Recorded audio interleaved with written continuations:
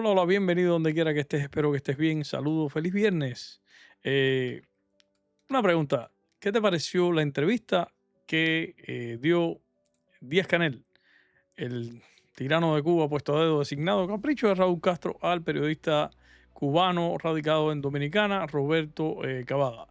Si no has visto la entrevista, te traigo unos fragmentos, creo que es lo más importante, o lo que yo entiendo que es lo más importante, dentro de esta entrevista que el periodista cubano le hizo a Díaz Canel. Esta persona, que no tengo nada en contra de él, simplemente traigo la entrevista, me parece que hizo unas preguntas y Díaz Canel respondió libre, sin mucha incisión. Yo hubiera hecho insistido en algunos puntos, pero no quiero cuestionar el trabajo del periodista, no tengo nada en contra de él, no me interesa, simplemente quiero traerlo de referencia, las preguntas que le hizo este periodista a Díaz Canel y lo que contestó Díaz Canel. ¿Quién es esta persona? Primera vez que yo lo veo, es cubano y dice su reseña que nació en Ciego de Ávila, emigró a República Dominicana, donde desarrolló la mayor parte de su carrera periodística.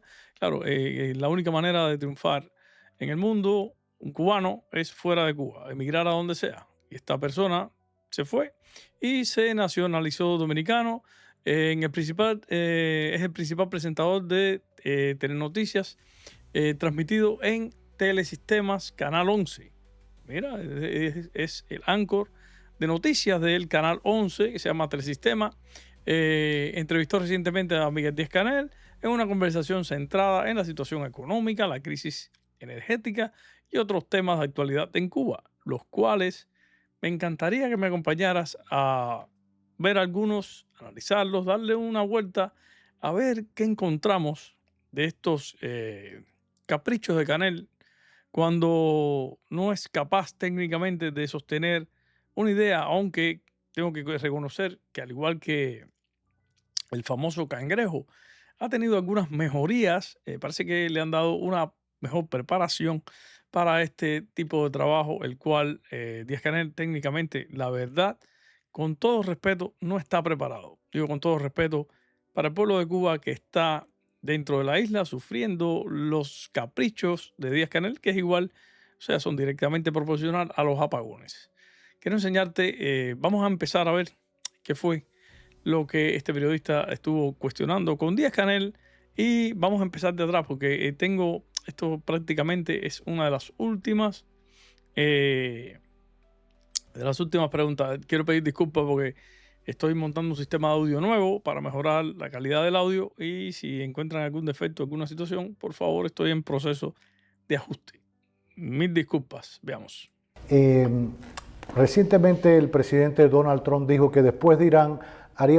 Quiero dejar claro que estas preguntas no están en orden. Simplemente fui buscando las cosas, los temas más importantes, porque esto técnicamente tiende a aburrir y hay cosas que sí me interesan, como esta pregunta que le hace él sobre las declaraciones que ha hecho Donald Trump a través del tiempo, diciendo que después que terminen con Irán, cosa que está bastante difícil.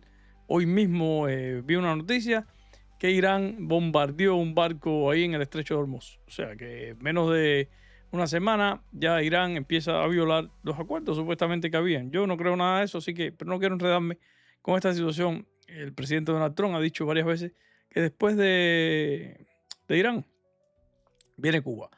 Y la pregunta, o sea, el cuestionamiento que le hace el periodista es exactamente esto. Voy a empezarlo del principio, simplemente quería dejar en contexto porque hay personas que están fuera de este tema y la verdad que esto a veces obstina, pero sí es bueno darle un pase a realmente lo que le dice Díaz Canel, que es el representante supuestamente de los cubanos, o él se hace llamar el representante en el nombre del pueblo de Cuba, qué es lo que piensa realmente y le muestra al mundo, aunque realmente es lo que le muestra, no lo que él siente ni lo que ellos profesan. Veamos esto y empecemos para que te des cuenta de lo que te estoy diciendo. Observa. Eh, Recientemente el presidente Donald Trump dijo que después de Irán haría una parada en Cuba. ¿Usted lo está esperando? ¿Usted estaría dispuesto a dialogar con Trump. ¿De qué va el diálogo? ¿Existe de verdad o es declaraciones en redes sociales de un lado, del otro? ¿Hay temas puestos sobre la mesa para avanzar? Hay los intentos de un diálogo y se ha establecido un canal como hemos informado. Los procesos estos de diálogo son procesos que son muy serios, llevan una enorme sensibilidad, porque además está en juego la relación bilateral entre dos naciones y entre dos pueblos que se asume con mucha responsabilidad. No se puede, son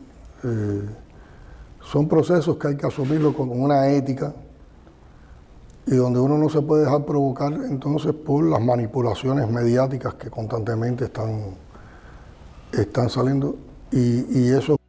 Quiero hacer un par rápido. Hay un problema. Tenemos que recordar que Díaz-Canel estuvo negando históricamente que había ningún tipo de diálogo. Él siempre dice que esto es un tema de mucha delicadeza y que hay que tratarlo con mucha discreción. Y el problema es que ellos realmente no te van a dar nunca la luz de lo que están hablando porque no les conviene.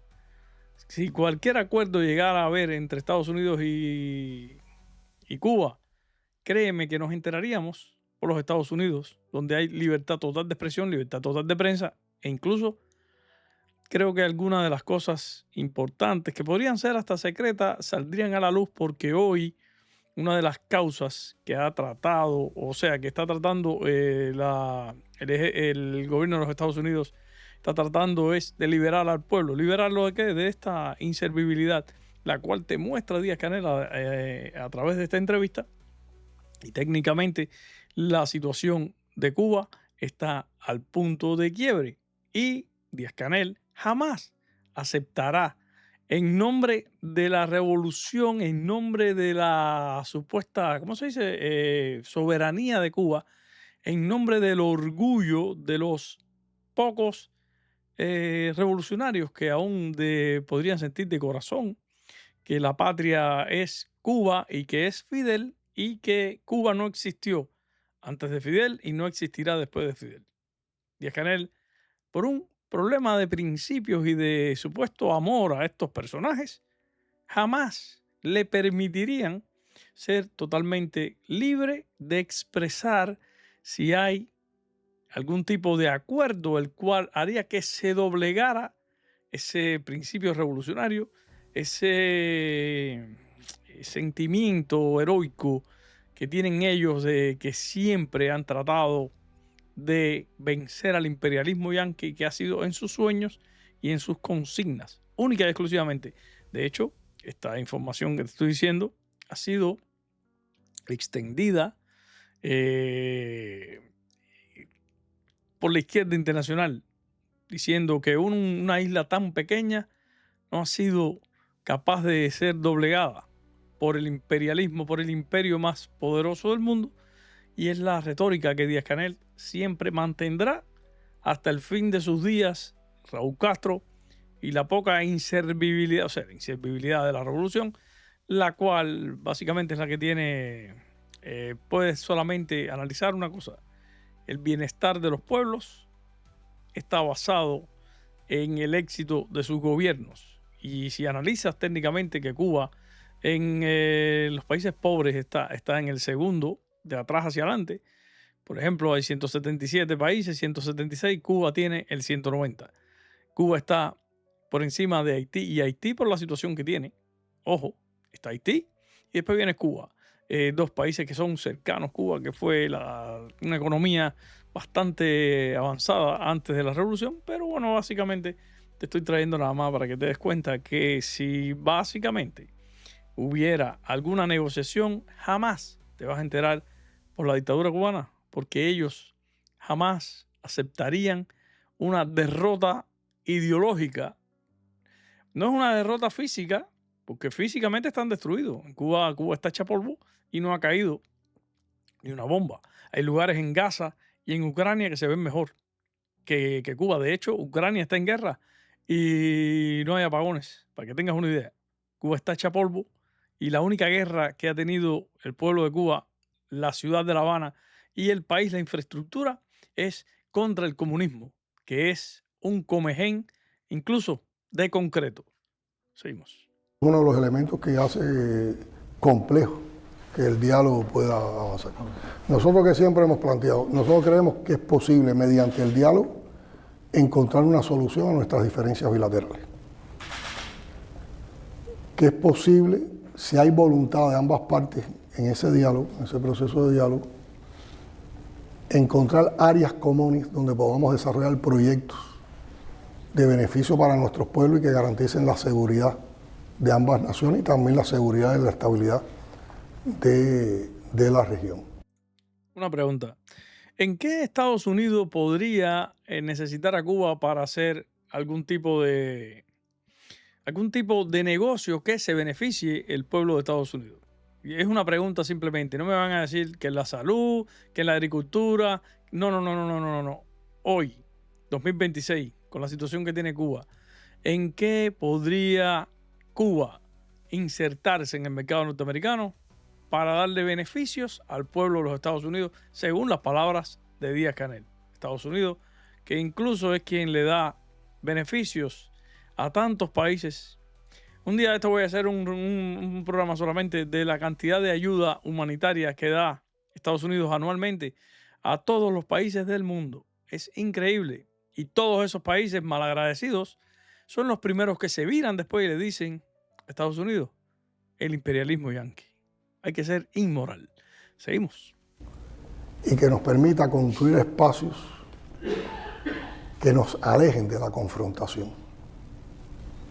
Que nos alejen de la confrontación. Y todo eso tiene que ser sobre la base de igualdad, sobre la base de respeto y sin presiones. No se puede conversar ni negociar bajo presión, sin presiones y mucho menos condicionando el diálogo a un cambio de nuestro sistema político o a un cambio que tenga que ver con nuestra soberanía, con nuestra independencia, con nuestra autodeterminación, que tiene que ser un proceso donde haya reciprocidad y donde se respeten los principios Ellos no pudieran del derecho pensar internacional. que después de estos cambios en materia económica pudiera haber un cambio político que estuviera sobre la mesa. Escucha esta pregunta. El periodista, que es cubano, ¿quién mejor que él sabe el contexto histórico que vive la revolución? Y yo no voy a juzgar si la persona es de izquierda, derecha, no me interesa. El punto es la pregunta. ¿Crees, le pregunta él al tirano de Cuba en su cara, crees que con este problema de la confrontación, la negociación, podría traer algún cambio político? Escucha. Principio Ellos no pudieran del derecho pensar internacional. que después de estos cambios en materia económica pudiera haber un cambio político que estuviera sobre la mesa. Yo creo que ellos tienen que estar convencidos de que en Cuba hay una unidad ideológica, hay una unidad revolucionaria, hay una unidad de pensamiento y hay una unidad de acción. Acción, pensamiento, ideología. Ellos tienen que estar convencidos, según las palabras de Díaz-Canel. ¿Qué significa eso? Que cambio político, salida de la dictadura, salida de Díaz-Canel, salida de Raúl Castro, que es prófugo de la justicia norteamericana. Eso es imposible, según Díaz-Canel. Sin embargo, 2 puntos, y por eso paré. Las palabras de Díaz-Canel no cuentan para nada. Díaz-Canel es un búcaro con flores, la presencia física del esqueleto de Raúl Castro, pero Díaz-Canel es un mensajero, el cual simplemente dice lo que le dicen que diga. Díaz-Canel no toma decisiones para nada, que si el día de mañana entregan a Díaz-Canel para que haya una transición o simplemente Díaz-Canel no le estorbara a Raúl Castro, le estorbara a los Estados Unidos para hacer un negocio mano a mano, cara a cara, sin la presencia de Díaz-Canel, yo estoy convencido que la dictadura cubana sería capaz de desaparecerlo con tal de que el proceso avance, continúe, simplemente para ellos, de cierta manera, participar e incluso mantenerse en el poder. O sea, que la respuesta de Díaz-Canel aquí simplemente es una respuesta para referencia. No es exactamente la Biblia ni la respuesta de la dictadura. Díaz-Canel simplemente está preservando, está dando cara, forma manteniendo la, ¿cómo podríamos decir? La respuesta ideológica que el partido le exige, que Raúl Castro le exige y que la moral, entre comillas, revolucionaria le exige. Díaz-Canel no podría decir que habría un cambio político porque se estaría dando un tiro en el pie mismo, porque él es supuestamente el presidente elegido, que es un puesto a dedo designado, que todo el mundo lo sabe, nadie votó por él. Nada más quería dejar claro, este es mi punto de vista, pero estoy convencido que mucha gente piensa así porque es lo que incluso Marco Rubio estuvo diciendo, que Díaz-Canel es una persona muy cerrada porque es un consignero, repetidor de consigna, no tiene voz propia porque él es el repetidor, el mensajero, el que extiende la correa de transmisión del pensamiento de Raúl Castro y del mensaje de Raúl Castro es Díaz-Canel, pero Díaz-Canel en sí no tiene poder ni absoluto ni relativo para poder emitir un criterio que vaya en contra o sea una decisión determinante de el gobierno de Cuba, dictadura, tiranía, como quieras llamarle. Simplemente, Díaz-Canel es un búcaro con flores que dicen ellos, que es el presidente, así en algunos lugares los reconocen, pero pues realmente para los cubanos no significa nada, ni para los Estados Unidos. De hecho, Díaz-Canel no está en el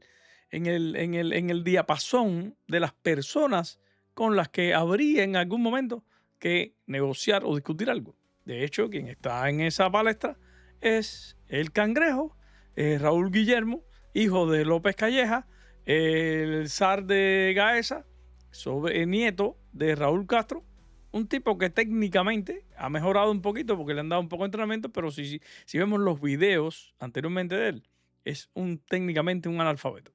No sabe ni hablar, no sabe expresarse y básicamente este tipo de negociaciones debería llevarse a cabo por algunas personas que tengan más habilidad para negociar y están en todo su derecho porque técnicamente todas las personas tienen derecho a lograr el mejor acuerdo para ellos y para su gente. Claro, en este caso la gente sería el pueblo que no les interesa. El pueblo necesita y está esperando que Trump no los traicione, no los abandone, para ellos poder tener una vida más digna sin el comunismo, que no es lo que piensa directamente Díaz-Canel, ya que Díaz-Canel simplemente lo que hace es ser el extensor de esa línea dura comunista, consignera, inservible, que en vez de abrirse al mundo en el 2026, donde ya los carros vuelan, ellos aspiran por más socialismo.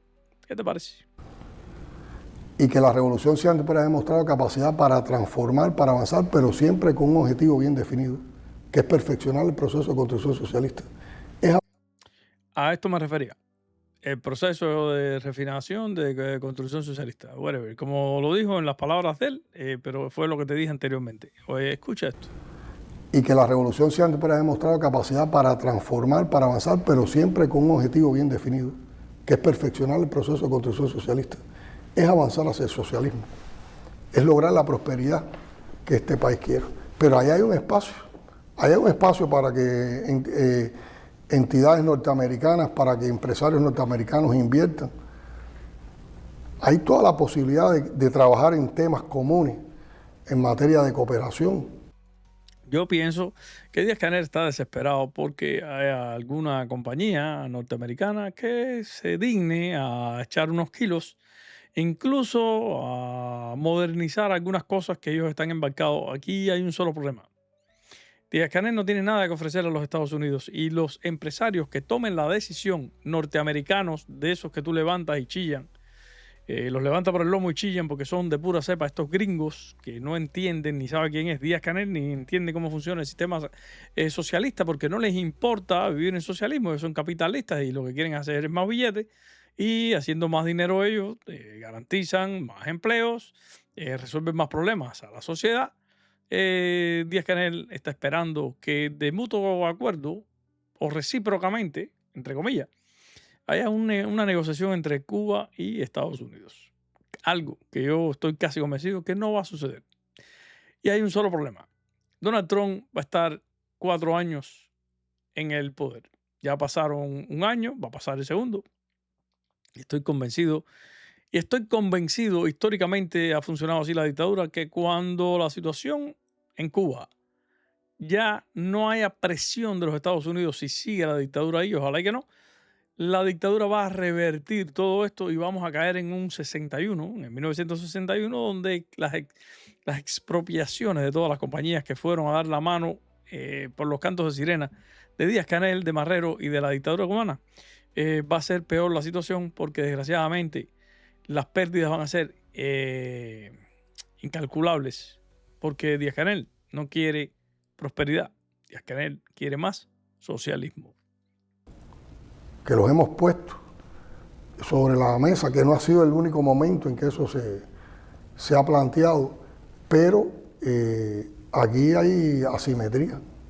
Hay un país que siempre actúa como agresor y hay uno que siempre ha sido el agredido. Hay uno que constantemente está hostigando al otro y nosotros en ningún momento hemos hecho una acción de hostigamiento contra Estados Unidos. Esto tiene varias formas de analizarlo. Díaz-Canel está diciendo técnicamente que ellos son los agredidos, las víctimas, y Estados Unidos, una de las cosas que le ha exigido y que le ha pedido, por favor, no negocien más con los terroristas. Y ellos son amantes a ser amigos de Hamas, de Hezbollah, de Irán, que es un enemigo histórico. De hecho, miren toda la situación que hay. Entonces, desgraciadamente, Cuba siempre ha apostado por el caballo perdedor. Porque desgraciadamente, y esto digo desgraciadamente porque somos cubanos y la mayor diáspora, la mayor inmigración que hay de cubanos en el mundo viven en Estados Unidos. Y Cuba se ha empeñado históricamente en ser enemigo de los Estados Unidos. Ahora Díaz-Canel dice que no, que eso es imposible, que no es así, pero todo el mundo sabe que técnicamente e históricamente, según el dictador Fidel Castro, no olvidemos que cuando la crisis de los misiles se molestó mucho, después que hubo ese acuerdo entre Kennedy y Khrushchev, que retiraron los misiles. Él quería meterle 2 misilazos a los Estados Unidos, acabar, incluso aunque la isla se desapareciera.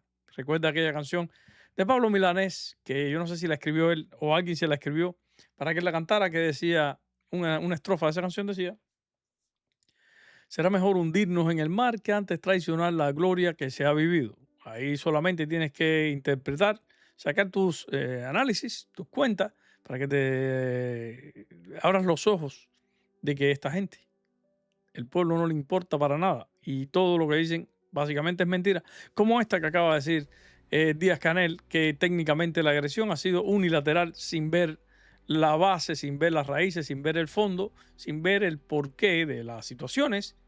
Y básicamente es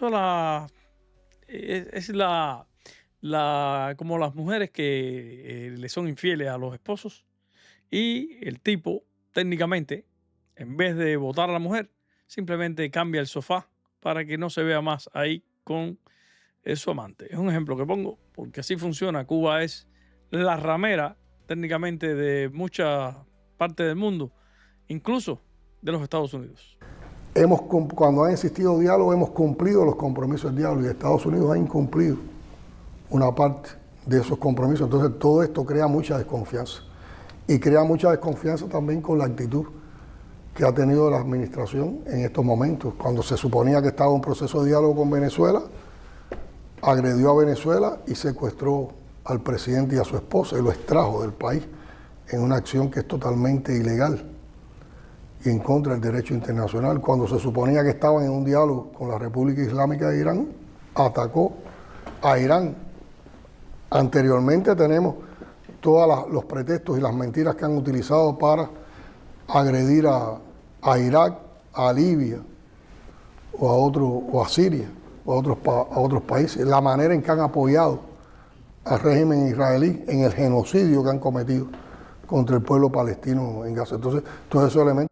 A mí esta parte me indigna porque el apoyo que le han dado a Israel. Israel tiene 15 enemigos alrededor del área donde está ubicada. Y casualmente todos los enemigos de Israel son amigos de Cuba. Esto también crea mucha desconfianza en el pueblo cubano y a la hora de hacer cualquier tipo de negociación. Pero nosotros seguimos planteando nuestra disposición al diálogo, pero tiene que ser un diálogo entre iguales, sin presiones y con respeto a nuestra soberanía. Con respecto a la soberanía, cosa que eso no va a pasar. No va a haber ningún diálogo entre iguales, porque técnicamente Cuba no es igual que Estados Unidos para nada. Cuba no tiene nada que ofrecer. De hecho, Trump el otro día, que es un salvaje, dijo, el problema de Cuba es que Cuba no tiene petróleo. Básicamente, Cuba hoy sería un lastre para cualquier país que quiera incluso tomarla. Sería un suicidio. Pero los Estados Unidos está apelando para otra situación, incluyendo a Marco Rubio y los senadores, congresistas, e incluso el pueblo de Cuba interno. Hay varios videos que he puesto ahí que le preguntan patria o muerte, patria y vida, y es patria y vida 100%. Seguimos.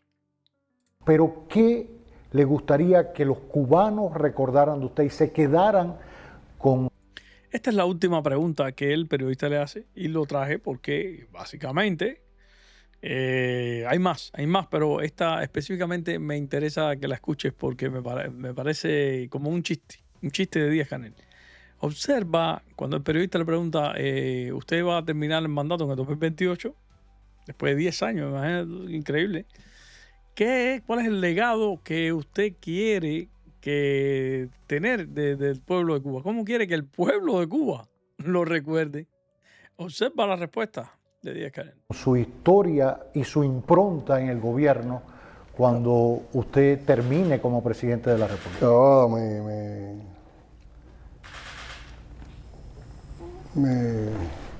me saca de paso la pregunta, ¿no? Pues es una cosa en la que nunca he pensado.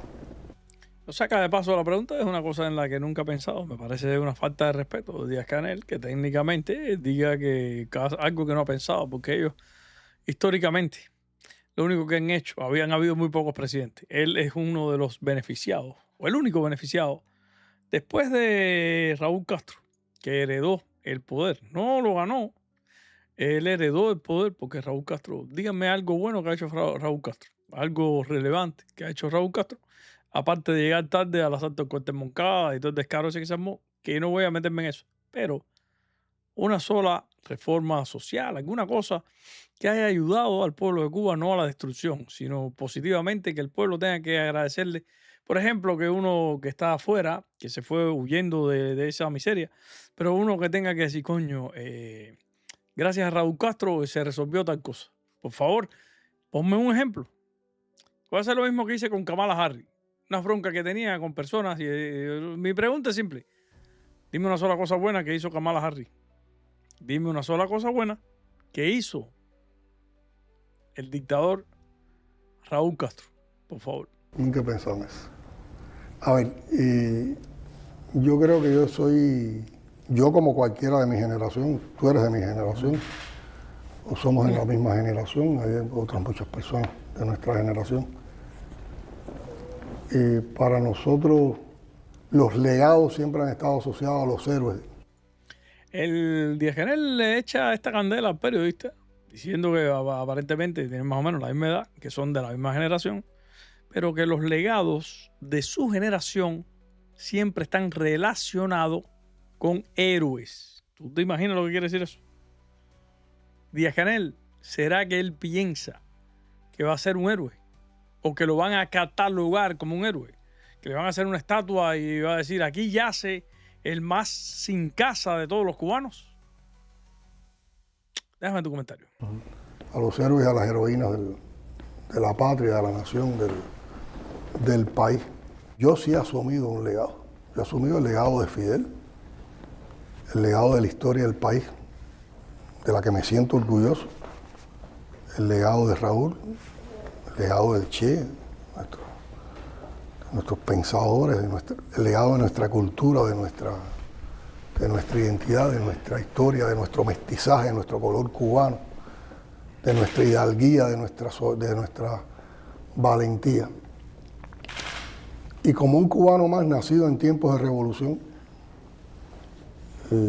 creo que me he consagrado a la hora de la revolución, también con las oportunidades que me dio la revolución de formarme y prepararme.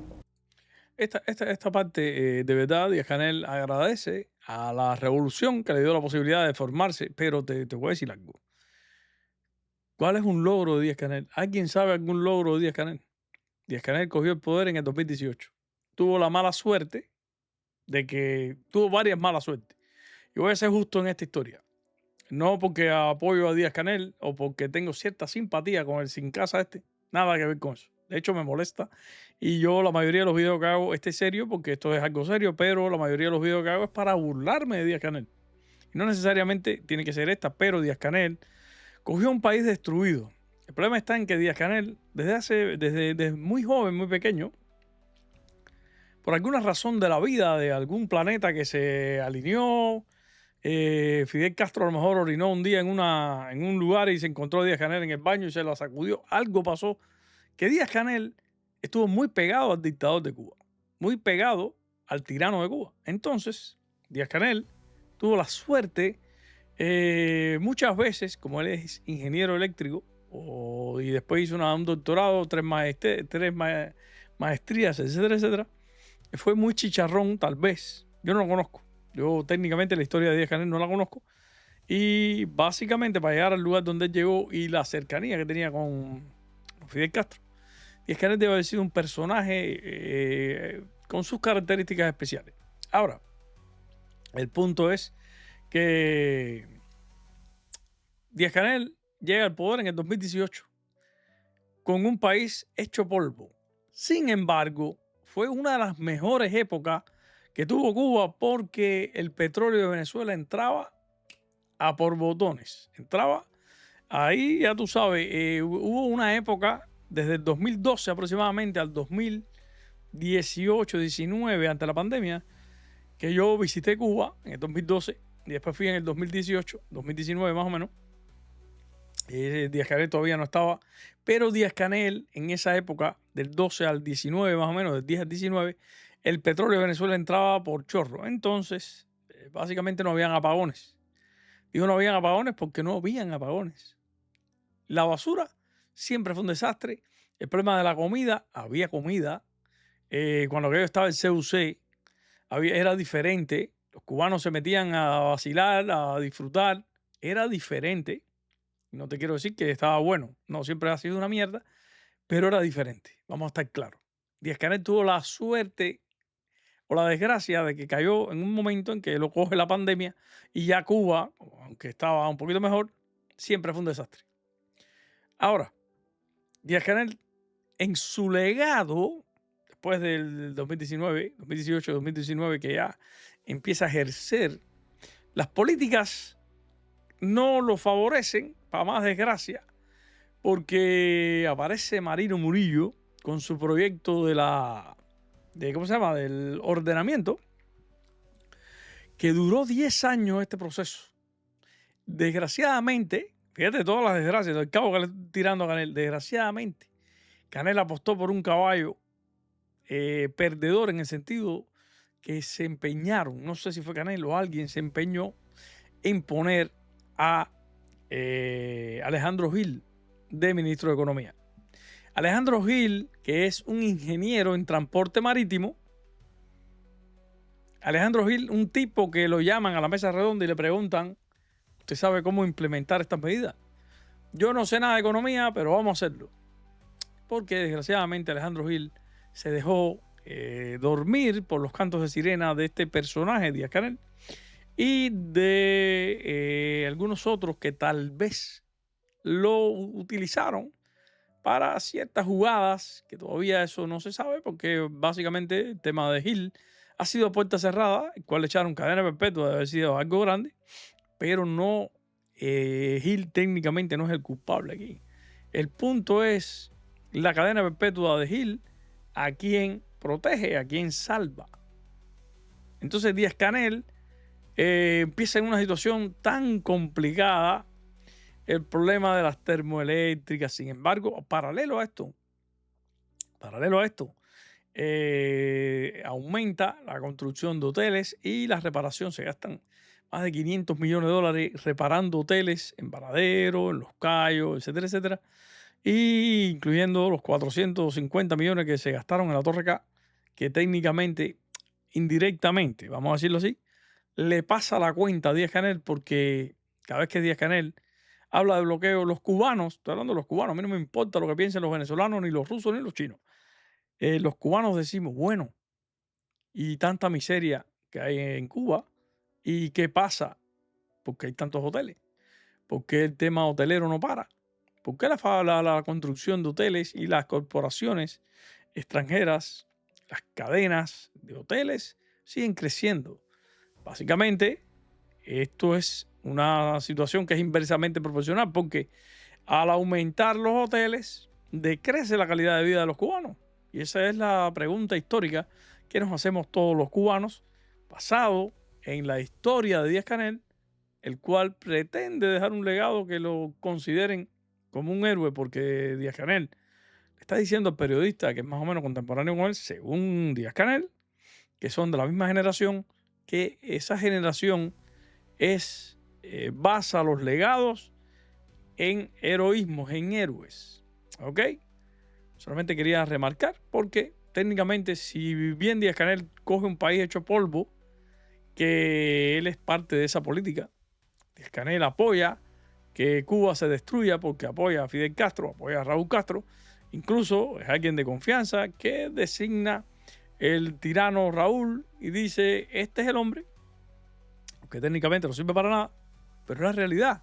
Hay que estar consciente de los contextos donde Díaz-Canel coge el poder. La situación que cogió en Cuba estaba malísima, pero básicamente la decisión de Raúl Castro, la decisión de Díaz-Canel, apoyada por Marino Murillo y el exministro Alejandro Gil, donde se pararon ellos en el 2021 diciendo que la tarea de ordenamiento era necesaria, iban a poner una tasa fija del cambio del dólar. Eso fue lo que los mató, porque cuando ellos tenían el CUC, tú llegabas al aeropuerto de La Habana, José Martí, y tú entregabas $1 americano, gringo, Yuma, y te daban 85 centavos cubanos, CUC, moneda libremente convertible. Eso lo eliminaron y fue el peor error que cometió la dictadura cubana tratando de solucionar el problema económico. No es que el CUC sirviera, pero era un modo limpio de estafar a la gente. Yo me sentía estafado. Yo iba con $100 y me daban 85. Se echaban $15. ¿Ok? Se echaban $15 en el bolsillo cada vez que tú ibas a cambiar la moneda. Eso le pasó a todo el mundo. Súmala en euros, etcétera, etcétera, etcétera. Y con eso tenías que pagar carro rentado. Con eso la gente iba a casas en la playa. Con eso la gente iba a paladares. Era diferente. Hoy Díaz-Canel y su política fallida de él y 7, 8 imbéciles inservibles más ha llegado a la situación que hay hoy en Cuba. Hoy no hay comida, no hay dinero, no hay corriente, no hay quien recoja la basura. El sistema de salud es una mierda. El sistema educacional no sirve. Han tenido que cerrar las escuelas porque técnicamente no pueden mantener a los niños en las escuelas. Y cada día la vida del cubano se vuelve más dura, se vuelve más difícil, digámoslo así, para no darle mucha vuelta al asunto. Seguimos. Pero nunca he pensado en que voy a dejar un legado, ni que me van a recordar por una cosa u otra. Lo que sí he trabajado, yo diría, con una enorme sensibilidad, te lo digo desde mi emoción particular, mi compromiso. He trabajado con mucha sensibilidad hacia los problemas del pueblo. A mí cuando veo a la gente pasando trabajo que nosotros no podemos. Esta parte ponle mucho cuidado, porque esta parte me parece una ironía.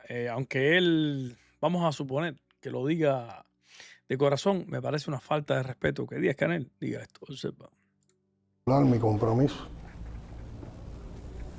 He trabajado con mucha sensibilidad hacia los problemas del pueblo. A mí cuando veo a la gente pasando trabajo que nosotros no podemos salir adelante, que un país como este con todo el talento, todas las potencialidades puede lograr muchísimo y que tengamos que pasar por tiempos tan duros como estos, eso me duele mucho. Me ¿Qué tú duele, crees? te diría que a veces me irrita, pero siempre pienso que por lo que estoy representando hoy me toca llamar a buscar soluciones, eh, impulsar, bebiendo también de ese legado. Yo creo que hemos trabajado así. Primero, hemos tratado de potenciar un sistema de creación normativa. Han tratado de lo que sea. Han tratado. No es un problema de tratar. Pedirle disculpas a alguien que tú le pasas por arriba con un carro no le va a devolver la pierna que hay que cortarle. Y esta es la mentalidad que tienen los comunistas, que piensan que la revolución está haciendo lo imposible por salvar al pueblo. No, la revolución tiene que hacer que el pueblo esté cada día mejor. No es tratar. Para tratar, ya han tratado por 67 años. Dejen que alguien más trate. Y ahí es donde está el problema. Ellos no quieren abrir nada, quieren apostar por más socialismo con los mismos, haciendo lo mismo, los resultados que van a ser los mismos. Escucha esto. Bebiendo también de ese legado. Yo creo que hemos trabajado así. Primero, hemos tratado de potenciar un sistema de creación normativa más participativo en estos años, sobre todo porque hemos tenido el reto de que una nueva constitución requiere que en el menor tiempo posible tenga todas las leyes y todas las normas que apoyen esa constitución, y lo hemos hecho desde un marco participativo, a partir de que oímos al sector jurídico. Este se refiere aquí imagínate tú, a la nueva constitución que fue aprobada en el 2019, después que supuestamente dijo la dictadura cubana, ella en persona, que más del 90 y, ¿cómo fue? El 85%. 85% había votado a favor de esta constitución que incluía también el Código de la Familia. Cosas que no me gustan ni voy a mencionar que tiene ese Código de la Familia porque sería un tema para otra historia. Lo que pasa es que Díaz-Canel se basa en la constitución de 2019 que fue supuestamente aprobada por el 85% de los cubanos, te podrás imaginar. Y ellos se limpian con que la participación del pueblo, ellos simplemente hacen la voz del pueblo. Lo que quiere decir Díaz-Canel, que si hay un error, que no funciona, la tiranía cubana, es porque es culpa del pueblo. Cómo debíamos perfeccionar nuestro sistema de creación normativa. Entonces hoy en todas las políticas, en todo el diseño de políticas públicas, de ley, hay grupos de expertos que combinan. Anyway, el problema de la constitución es que ellos tienen 60.000 expertos, pero lo que sí no puede negarse es que hay 40 horas de apagón. ¿Ok? Estados Unidos en estos tiempos ha dicho que estaba dispuesto a dar 100 millones de dólares en ayuda, que lo daría a través de las iglesias, sobre todo la iglesia católica y de Cáritas. ¿Cuánto de esos 100 millones han entrado al país? ¿Cómo se han repartido? ¿Por qué usted se ríe? Pues parece un chiste. ¿Un chiste? Me parece un chiste. ¿Lo de la propuesta de los 100 millones o mi pregunta? Lo de los 100 millones. Bueno. A ver, aquí hemos tenido 3 ofertas por parte del gobierno de Estados Unidos de ayuda humanitaria, como ellos le llaman. Una primera que fue el 25 de octubre del pasado año, que eran 3 millones de ayuda. De eso se ha ejecutado 2,6 o 2,8 ahora, desde el 25 de octubre, y ha beneficiado más o menos 8.000 familias cubanas. Después plantearon una ayuda de 6 millones que ahora es que se va a empezar a ejecutar. Y cuando ofrecieron los 100 millones, empezaron a decir que el gobierno cubano no ha aceptado, lo cual es una mentira. El gobierno cubano... La mentira es que este problema yo no me voy a meter en esta historia porque básicamente aquí hubo una guerrilla entre Bruno Rodríguez y ciertas personas del gobierno norteamericano que Marco Rubio dijo que quería hacer la ayuda, pero que no iba a pasar por el tema de la dictadura cubana. Esto es un problema que ya es un capricho entre uno y el otro, porque uno dice esto, uno dice el otro. Al final de la historia a ellos ni les interesa, porque como va directo al pueblo y no pasa por sus manos, ellos lo que querían que los 100 millones llegaran a la mano de la dictadura y ellos poderlo administrar. Así que este tema vamos a pasarlo y seguimos con el otro, porque el tema de la ayuda humanitaria es una historia. Mira, Acaba China de donar 40.000 toneladas de arroz y ¿sabes qué? No hay arroz. Ha sido el concepto de que mientras más fuertes sean los municipios del país, más fuertes serán las provincias y más fuerte será el país. Otra de los ejes es la reestructuración o el redimensionamiento del aparato estatal, del aparato gubernamental, del aparato... Se reducen los ministerios. Se reducen los ministerios y hay un proyecto de ley que está en consulta pública ahora en plataformas digitales para que la población, antes de llevarlo a la Asamblea Nacional, también de su criterio. Y buscar entonces estructuras más sólidas, más coherentes, más integradas, que nos permitan además saltar la burocracia, sean más ágiles, sean más dinámicas, sean más proactivas. Si se han dado, mira, se han dado cuenta de esta historia, esto que está diciendo Díaz-Canel, simplemente es una reforma que tiene que ver con el recorte del Estado inmenso que tiene Cuba. Es un sistema inservible, un Estado impresionantemente grande, el cual Díaz-Canel está diciendo que van a eliminar muchas fases o muchos pedazos de y no digo ministerios, sino secciones dentro del entramado gubernamental para agilizar trámites. Ellos saben que esto no sirve desde el principio. Desde el principio, la burocracia, el exceso de exigencias, el exceso de papeles, el exceso de procesos, el exceso de personal que dependen de las personas para hacer un trámite, ese exceso es creado por la tiranía simplemente para que no funcione nada. Al final de la historia, necesitas un cuño o necesitas simplemente un autorizo para algo, tienes que ir a ver a no sé quién, después el cuño de no sé quién, la firma, y eso poniéndote de suerte que haya electricidad, que haya transporte, que ese día fue a trabajar la persona, porque son 7 gente por trámite. Si uno falla, se jodió el trámite. Entonces, esto es lo que está diciendo el dictador de Cuba, Miguel Díaz-Canel, el cual vamos a darle un pase a esto, porque técnicamente no quiero enredarme mucho en boberías. Al final de la historia, esto es más burocracia. Quiero concentrarme en las preguntas específicas porque traje varias cosas, incluyendo esto, pero de verdad que no vale la pena ahora estar dilucidando la situación que hay, simplemente que por qué el Estado no sirve para nada. Bueno, pues todos sabemos que no sirve para nada porque empieza un problema sistémico, es el socialismo que no sirve, y a eso súmale el problema de la burocracia, que es un rasgo del socialismo al tener un Estado tan grande. Seguimos. Presidente, viendo las medidas... Ahora sí vamos a construir el socialismo. Presidente, viendo las medidas, he repasado algunas que son bastante, reitero la palabra, valiente para el contexto cubano. O sea, hablar de una banca privada, sea con capital extranjero o incluso local, hablar de presencia de franquicias de marcas extranjeras acá en el país, es un paso bastante fuerte en materia económica. O sea, aquí pudiera venir mañana o Burger King o McDonald's o una marca dominicana, Rico Hot Dog, a establecerse aquí sin ningún tipo de problema. Pero fíjate, todo tiene los mismos conceptos. Es que todos están... Escucha las palabras de Díaz-Canel porque la pregunta no la contesta. Ahora él va a emparejar la jugada. El periodista le está diciendo, ¿podría Cuba con eso aceptar que viniera Burger King, McDonald's, incluso? Son compañías inmensas norteamericanas, franquicias que podrían los cubanos beneficiarse de este tipo de negocios, incluso la dictadura cubana, que cobraría impuestos por el terreno, por las ganancias, etcétera, etcétera. Y Díaz-Canel no se queda dado. Díaz-Canel le dice, sí, pero espérate un momentico.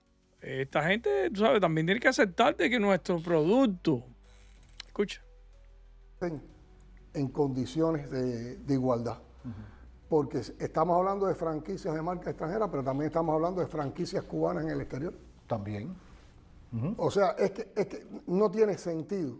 Si uno apoya la inversión extranjera, no tiene sentido que tú no apoyes la inversión de tus nacionales, en cualquiera de las modalidades. Si tú das posibilidades para la inversión extranjera, tienes que dar facilidades para el empresariado y para los negocios nacionales, sean estatales o sean privados.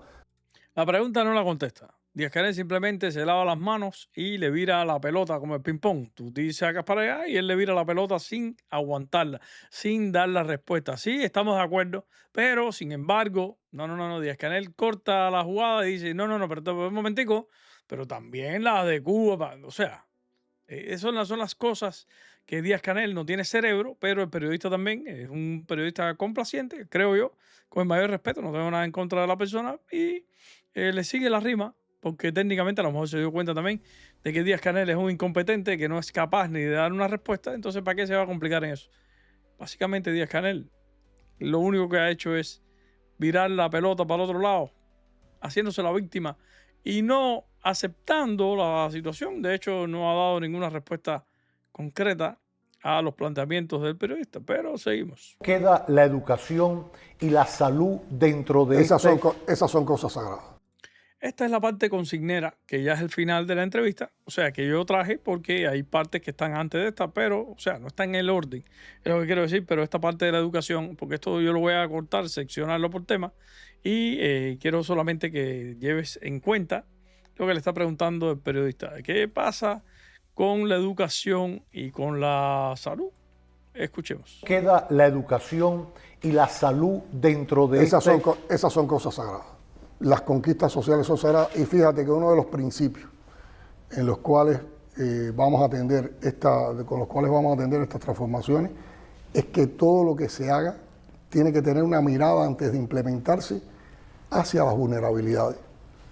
No podemos dejar en desventaja a ninguna familia, a ninguna persona, a ninguna comunidad y mucho menos algo que vaya contra las conquistas sociales. Seguirá existiendo un sistema universal de educación, un sistema universal de salud, educación gratuita, salud gratuita con acceso para todos los ciudadanos cubanos, totalmente inclusiva, de calidad, y además de eso, esas mismas proyecciones con la cultura, con el deporte.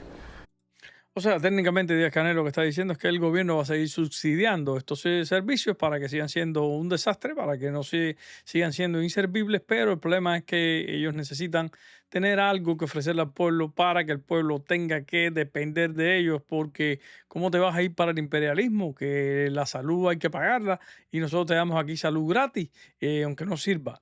¿Cómo te vas a ir para el imperialismo y vas a negarte de que puedes estudiar gratis en los aquí en Cuba, con universidades con la mayor calidad del mundo? Nuestros profesionales son reconocidos histórica y públicamente, la vida en Cuba es lo mejor que se ha inventado después del pan integral, etcétera, etcétera. Técnicamente lo que te puedes dar cuenta es que todo es un desastre, una manipulación de Díaz-Canel, el cual ha tratado de evadir algunas respuestas y las otras que contestó, créeme que las hizo en la mayor comodidad para que su protagonismo tampoco muera. De hecho, Díaz-Canel quisiera que lo recordaran como un héroe. Yo simplemente pienso que Díaz-Canel será recordado como la inservibilidad hecha persona. En la cara de Díaz-Canel, cuando veas, busques en el diccionario la palabra fracaso, la palabra sin casa. Estoy convencido que saldrá la cara de Díaz-Canel. Pero ahora te dejo saludos y nos vemos. Disculpa si encontraste algún fallo con el audio porque estoy haciendo unos cambios, pero esperemos que sea para mejor. Saludos y nos vemos. Chao, chao.